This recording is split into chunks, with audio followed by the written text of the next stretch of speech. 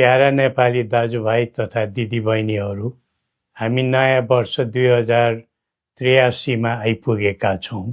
नव वर्षारम्भको यो परिवर्तनको पुनित अवसरमा देशभित्र र संसारका विभिन्न भूभागमा रहे बसेका सबै नेपालीहरूलाई सुख र शान्तिको मङ्गलमय शुभकामना।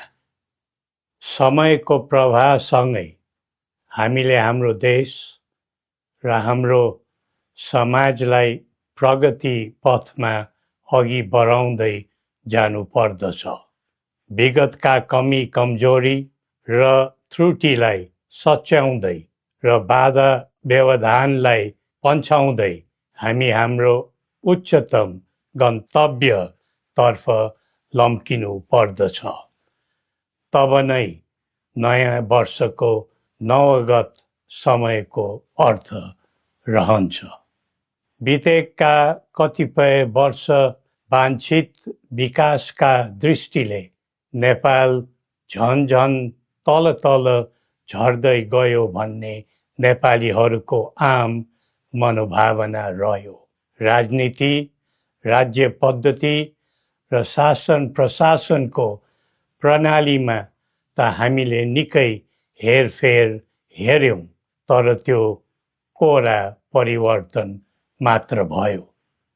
दलदलको खलबलमा त हामी धेरै दगुर्यौं, तर राष्ट्रको श्रीवृद्धिमा हामी निकै पछाडि पर्यौं। सधैँ प्रयोग, सधैँ अभ्यास र सधैँ विकल्पको खोजीमा मात्र हामी लाग्यौं। फलस्वरूप हाम्रो देश प्रयोगशाला मात्रै रह्यो। स्थिरता, निरन्तरता र दृढता कता कता हराएर गयो। विधि पद्धति व्यक्ति बदलेर मात्र समग्र स्थिति बन्ने रहेनछ भन्ने कुराको पाठ हामीलाई विगतले सिकाएको छ। राजनीति र राज्य सञ्चालनको गतिविधिमा युवा पिँढीको संलग्नता बढ्दै जानु उत्साहको विषय हो।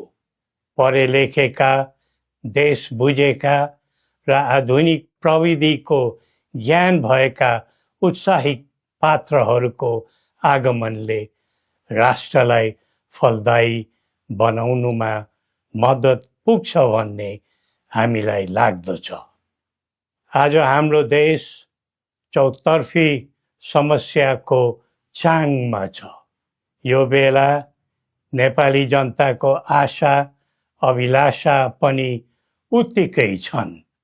यो स्थितिमा हाम्रो आर्थिक अवस्थालाई कसरी उकास्ने, छिमेकीहरू र बाह्य मित्र शक्तिहरूको सहयोग सद्भाव कसरी बढाउँदै जाने भन्नेमा हाम्रो ध्यान केन्द्रित हुनुपर्ने देखिन्छ। आन्तरिक सुरक्षा प्रणालीको दृष्टिले मुलुक अत्यन्तै नाजुक अवस्थामा परेको छ। नयाँ वर्षमा जीवधनको सुरक्षा, अत्यावश्यक वस्तु र स्रोत साधनको संरक्षण एवं जीवन जिउने मानवीय सुरक्षाको हक अधिकारको प्रत्याभूति दिनु सुरक्षाका अङ्ग, हाम्रा सेवा सुविधाका क्षेत्र, प्रकृति र मौसमी कारणमा हुने पीडा प्रकोप विषयमा हाम्रो आन्तरिक सुरक्षालाई चुस्त दुरुस्त बनाउनु आवश्यक देखिन्छ। आजको विषम र अशान्त विश्वमा हामीले हामीलाई जोगाउने, हाम्रो उत्पादित आयातित वस्तुको जोगाड गर्ने र कुनै प्रकारको व्यवधान पर्न नदिने तर्फ राज्यको गहिरो ध्यान पुग्नुपर्ने देखिन्छ। आम नागरिकले कुनै प्रकारको शारीरिक, मानसिक भौतिक तथा जीवनयापनको मामलामा त्रास पीडा अभावको अनुभव गर्न नपरोस्।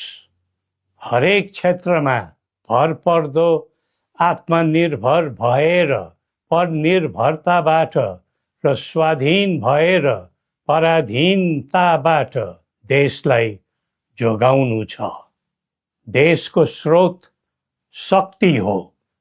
सही उपयोग भएमा नै समाजको कल्याण हुन्छ अनि देशको स्वधर्म, संस्कृति र मौलिक कलाकृतिको सम्वर्धन भयो भने नै देशको गौरव बढ्दछ।